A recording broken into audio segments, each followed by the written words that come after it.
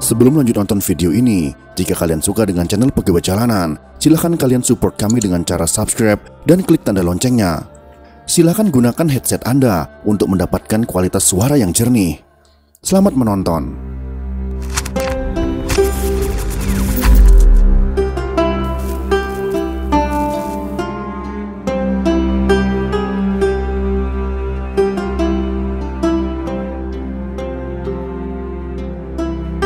Bangsa Indonesia adalah bangsa yang besar dan kaya. Salah satu bentuk kebesaran dan kekayaan dari bangsa ini adalah kemajemukan budaya yang dimiliki oleh rakyatnya. Tiap-tiap daerah hidup dengan bahasa dan kebudayaan tersendiri. Keanekaragaman budaya tersebut tentunya merupakan anugerah yang luar biasa yang harus senantiasa dijaga dan dilestarikan. Kemajemukan budaya yang kita miliki apabila tidak dijaga dengan baik, maka bangsa ini akan mengalami pergeseran kebudayaan yang dapat mengakibatkan bangsa ini akan mengalami krisis moralitas anak bangsa. Ketika terjadi krisis moralitas yang salah satunya diakibatkan oleh adanya pergeseran budaya, maka akan terjadi adanya pembiasan budaya akibat adanya dominasi budaya global terhadap kebudayaan rakyat Indonesia itu sendiri.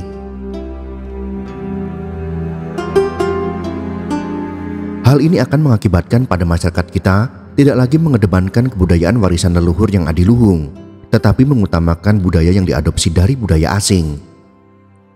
Pengaruh kebudayaan tersebut sampai kepada kultur kebiasaan hidup masyarakat kita. Masyarakat kita yang awalnya adalah masyarakat yang hidup dengan asas kebersamaan, saling tolong-menolong, dan saling memaafkan ketika bersalah, kita menjadi masyarakat yang saling bermusuhan, saling membenci, dan bahkan mengakibatkan konflik antar berbagai pihak.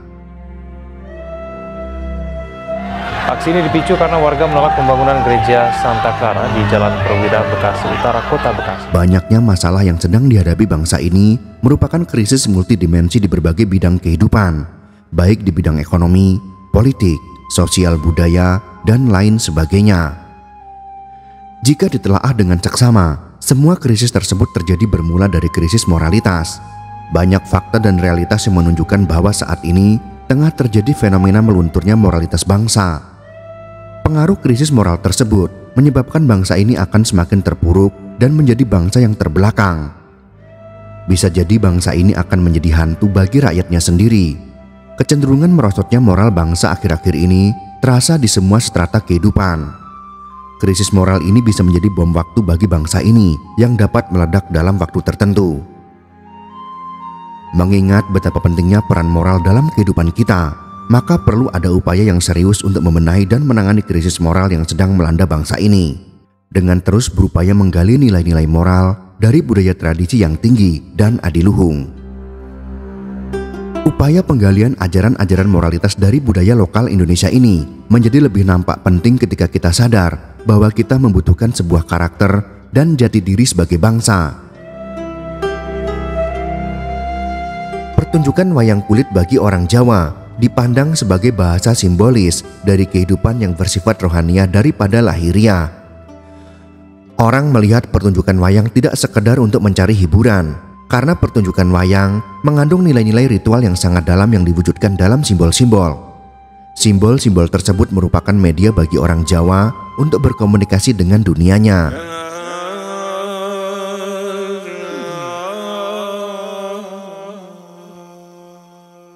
Cerita wayang memang berasal dari India, namun demikian terdapat perbedaan hakiki. Cerita Mahabharata dan Ramayana di India dianggap benar-benar terjadi dalam jalur mitos, legenda, dan juga sejarah. Sedangkan di Indonesia, cerita Mahabharata atau Ramayana mengisahkan perilaku watak manusia dalam mencapai tujuan hidup, baik lahir maupun batin.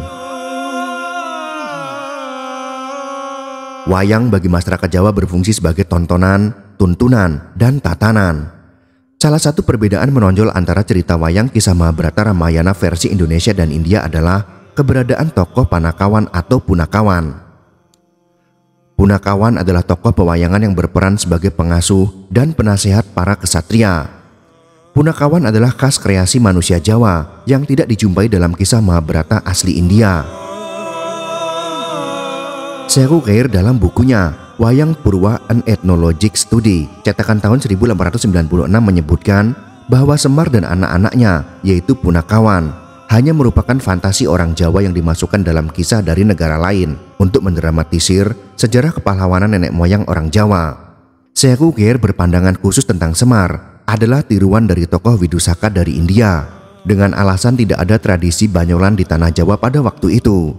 Tokoh Widusaka dari India ini sama dengan Hansworth atau pelawak dari Germania, atau sama dengan Polisinel atau Harlequin atau badut dari Italia. Namun pendapat ini dibantah oleh Hezu yang menyebutkan bahwa dalil-dalil Syekhu Khair tidak dapat dipertahankan. Menurutnya pertunjukan bayang-bayang di Jawa yang dikenal dengan wayang adalah diciptakan oleh orang Indonesia. Tokoh Semar juga asli Indonesia. Menurutnya banyol atau lawak telah sering disebut dalam tulisan-tulisan kuno. Semar adalah simbolisasi dari karakter manusia. Banyak ajaran dan pelajaran yang dapat digali dari tokoh Punakawan ini. Hal ini sesuai dengan karakteristik orang Jawa yang selalu mengajarkan segala sesuatu secara simbolis. Ada ungkapan Jawa klasik yang dengan jelas menunjukkan hal tersebut, yaitu wong Jawa iku nggoning semu, sinamun ing samudono, sesasodone ngadu manis. Orang Jawa itu tempatnya segala pasemon atau perlambang atau simbol. Segala sesuatunya disamarkan dengan maksud agar tampak indah dan manis. Meluapkan amarah adalah saru atau tidak sopan. Sikap among rasa atau menjaga perasaan sangat penting untuk menjaga perasaan orang lain. Orang Jawa dalam berbahasa menggunakan bahasa Jawa penuh dengan kembang atau bunga, lambang, dan sinamuning samudono tersembunyi dalam kiasan. Bahasa yang demikian haruslah dibahas dan dikupas dengan perasaan yang dalam, sehingga bisa tanggap ing sasmita atau dapat menangkap maksud sebenarnya. Wong Jawa kuwi nggone rasa, padha gulang gening kalbu, ing sasmita amrih lantip, kuwawa nahan hawa, kinemat mamoting driya. Orang Jawa itu tempatnya perasaan. Mereka selalu bergulat dengan kalbu atau suara hati atau jiwa, agar pintar dalam menangkap maksud yang tersembunyi. Dengan jalan berusaha menahan nafsu, akal, dan rasio dapat menangkap maksud sebenarnya. Penampilan orang Jawa penuh dengan isyarat atau sasmita. Banyak hal yang terselubung diungkapkan menggunakan tanda-tanda khas. Penampilan yang demikian dilakukan untuk menjaga atau menghindari konflik batin. Budaya semu ini sering dipergunakan dalam hubungan sosial. Penyampaian sikap dan perilaku yang tersamar merupakan bentuk kehalusan budi. Orang Jawa tidak berperilaku vulgar walaupun harus bertindak kasar. Misalnya marah, tetap disampaikan dengan semu. Diharapkan dengan cara ini jarak sosial tetap terjaga. Keretakan sosial akan dapat terhindari dan keharmonisan sosial akan terjaga melalui budaya semu yang halus.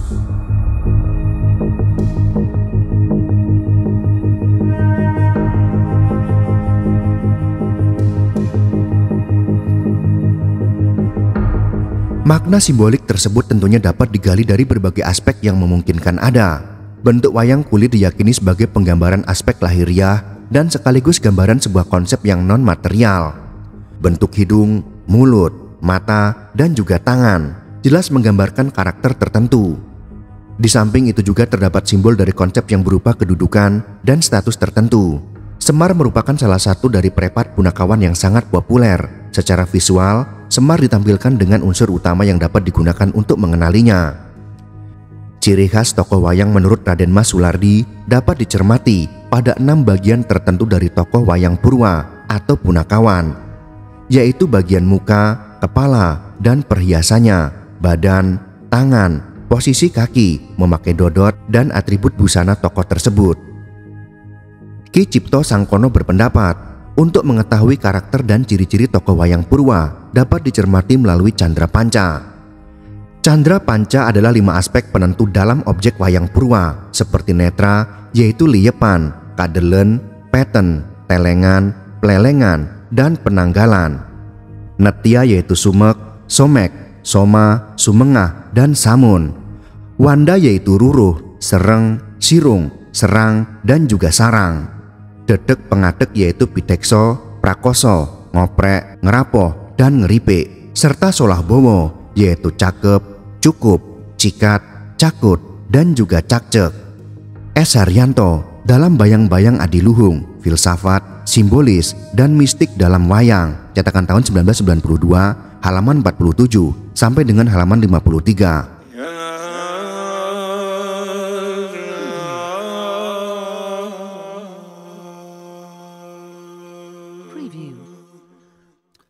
Beberapa unsur utama yang menjadi atribut kuat tokoh Semar adalah sebagai berikut ini. Kuncung putih tegak ke atas. Kuncung Semar disungging dengan warna putih atau warna rambut ubanan, menggambarkan bahwa setiap manusia akan mengalami penuaan, sehingga manusia harus selalu sadar diri. Kuncung putih juga melambangkan tua atau bijaksananya seorang Semar. Bukan hanya tua usianya, tetapi juga tua pemikirannya, tua sikap, dan juga perilakunya. Mata rembesan, istilah yang digunakan untuk menyebut jenis mata ini diambil dalam kondisi belum bersih, yaitu setelah bangun tidur, belum sempat mandi atau cuci muka, sehingga mata belum bersih yang di dalam istilah Jawa disebut rembes. Mata rembesan menggambarkan sikap yang selalu prihatin terhadap realitas kehidupan, sedih melihat penderitaan orang lain. Semar adalah tokoh yang mampu mencermati intisari kehidupan tanpa terpengaruh kenikmatan duniawi.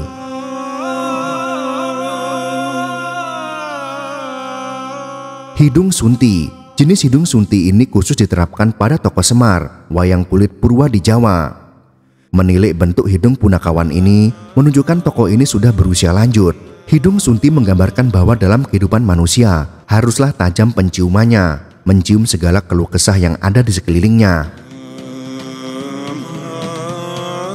Giwang atau anting Lombok Abang. Telinga adalah salah satu indera yang sangat penting dalam kehidupan sosial. Banyak mendengarkan sebagai salah satu sifat baik manusia. Semar akan selalu setia mendengar semua keluh kesah tuannya, dan dengan bijak ia akan memberikan nasihat yang bijaksana. Nasihat baik akan terdengar pedas dan panas seperti lombok abang atau cabai merah. Kritikan dan nasihat yang sangat tajam atau pedas haruslah tetap kita perhatikan kalau menginginkan kehidupan yang jauh lebih baik. Jangan mudah marah karena kritikan. Mulut cablek. Dasar pengubahan dari jenis mulut wayang punakawan ini adalah jenis mulut yang dagu lebih panjang dari mulut bagian atas, sehingga berkesan bibir bawah menjorok ke muka yang ada di dalam bahasa Jawa disebut dengan nyaduk. Bentuk mulut cablek ini dapat dijumpai pada tokoh Semar dalam wayang kulit Purwa di semua gaya. Mulut cablek yang terus tersenyum menggambarkan sosok Semar yang berupaya untuk selalu menghibur dan memberikan nasihat yang baik. Badan ngeropoh. Bentuk badan punakawan jenis ini menggambarkan tubuh yang gemuk tetapi kendor. Tampak susunya yang besar, tampak pula penggambaran pusar bodong, agar perut tampak kendor pada garis belakang perut itu dibuat ikal. Sepuh atau orang tua mempunyai tekad yang bulat untuk berserah diri kepada Tuhan Yang Maha Esa. Driji Nuding. Driji Nuding atau jari menunjuk merupakan simbolisasi dari fungsi Semar untuk menunjukkan jalan kebaikan.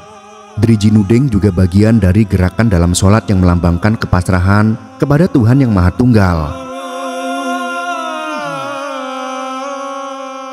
Pocong dagelan.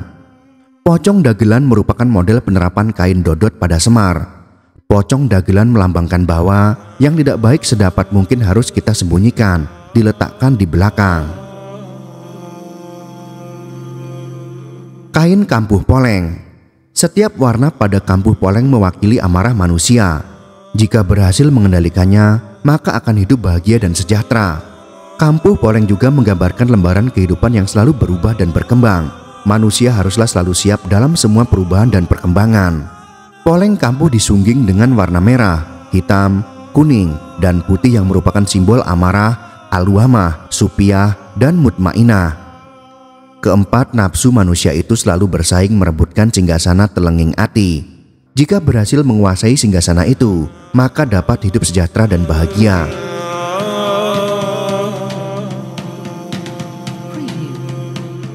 Berikut ini adalah makna dan ajaran yang terkandung dalam diri Semar.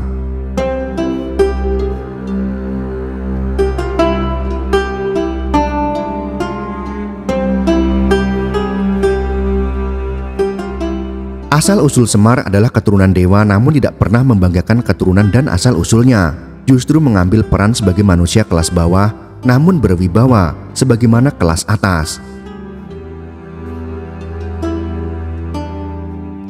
Kuncung putih pada Semar. Kuncung biasanya untuk anak-anak, warna putih sebagai wujud orang tua. Seorang pemimpin harusnya tua atau luas dan dalam pandangan dan pikirannya, namun bijaksana dalam menyampaikan pandangan tuanya itu. Pemimpin harus selalu bijaksana kepada semua golongan rakyat, baik golongan tua, muda, bahkan juga anak-anak. Muka tengadah semar, pandangan selalu jauh ke depan. Kalau berjalan semar memandang ke atas, sebagai simbol bahwa seorang pemimpin harus memiliki optimisme yang tinggi dan kesadaran akan adanya kekuatan yang menentukan dari atas atau Tuhan, sehingga harus mengingat dan memohon petunjuknya. Mata dan bibir semar. Mata semar rembesan atau menangis dan bibir tersenyum. Seorang pemimpin harus selalu perhatian kepada rakyatnya, mudah tersentuh dengan penderitaan rakyatnya. Seorang pemimpin harus selalu tampil tersenyum, memberikan penyejuk dan hiburan bagi rakyatnya, tidak menampakkan kegelisahan dan kegundahan hatinya. Seorang pemimpin harus melihat kondisi rakyat dari sudut pandang mereka, bukan dari sudut pandang kekuasaan. Mulut cablek juga dapat dipahami bahwa pemimpin haruslah pandai dan cakap dalam berbicara, pandai menyampaikan ide dan juga gagasannya. Hidung sunti pada semar. Seseorang pemimpin haruslah tajam penciumannya, tajam untuk bisa memahami berbagai gejala dan persoalan yang dihadapi oleh rakyatnya. Telinga pada semar. Semar menggunakan anting 13 lombok abang atau cabai merah, mengajarkan bahwa seorang pemimpin harus siap mendengarkan semua keluh kesah rakyatnya, menerima saran dan kritik dari siapapun, dan siap menerima kritikan sepedas apapun, tidak anti kritik. Tangan nuding. Seorang pemimpin harus dapat menjadi panutan menunjukkan ke arah kebenaran, mencari solusi terhadap semua persoalan yang dihadapi rakyatnya. Pemimpin adalah heseming samar-samar, penuntun pada makna kehidupan. Pemimpin adalah Bodronoyo yang terus membangun dan melaksanakan perintah Tuhan demi kesejahteraan rakyatnya. Seorang pemimpin harus memberikan jalan dan perlindungan kepada siapapun. Badan bunder seser atau ngeropoh. Seorang pemimpin harus memiliki tekad yang bulat, cita-cita yang kuat, gede atine lan mantep ciptane. Dengan tingkah laku yang memikat, pemimpin tidak melihat suatu usulan datang dari mana, melainkan bagaimana mempertimbangkan dan menjalankan usulan yang baik demi kemajuan dan kesejahteraan rakyatnya. Pocong dagelan. Pemimpin harus mikul dhuwur mendem jero, menghargai jasa siapapun dan menyembunyikan aib atau segala yang tidak baik. Segala yang buruk diletakkan di belakang dan tidak diumbar atau dipertontonkan. Pakaian kampuh poleng. Seorang pemimpin haruslah mampu mengendalikan hawa nafsunya, mengutamakan kepentingan rakyat daripada kepentingan pribadinya. Seorang pemimpin harus lebih menghormati golongan rakyat jelata dibandingkan dengan golongan atas maupun kaum borjuis atau orang kaya. Posisi semar jongkok sekaligus berdiri mengandung makna seorang pemimpin harus selalu siap sedia melayani rakyatnya, selalu dekat dengan rakyat, berperan ganda sebagai majikan sekaligus pelayan. Pemimpin adalah bojo ganti, pelayan yang selalu setia dan bertanggung jawab pada kewajibannya. Itulah sekelumit pembahasan tentang filosofi kepemimpinan ideal dalam karakter Semar. Semoga pembahasan kali ini bisa bermanfaat untuk kita semua.